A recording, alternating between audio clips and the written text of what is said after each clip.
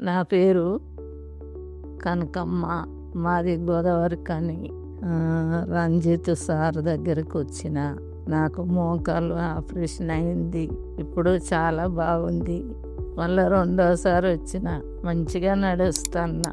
డాక్టర్కు నా ధన్యవాదాలు.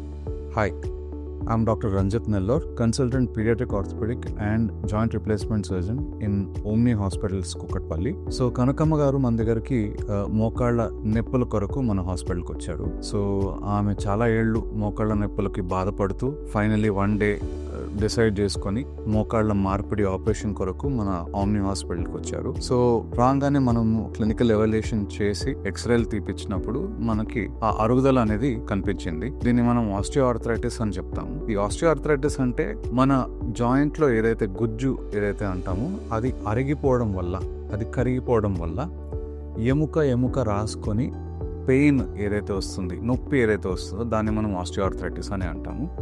సో కనకమ్మ గారికి మనము టోటల్ నీ రీప్లేస్మెంట్ అనేది చేసాము. మోకాళ్ళ మార్పిడి సర్జరీ అనేది చేసాము. ఆపరేషన్ తర్వాత ఇమీడియట్లీ ఆమె నెక్స్ట్ డేనే నడవడం స్టార్ట్ చేసింది.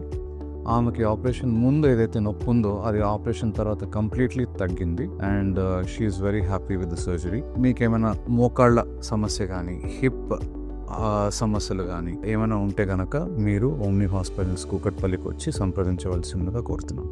Thank you.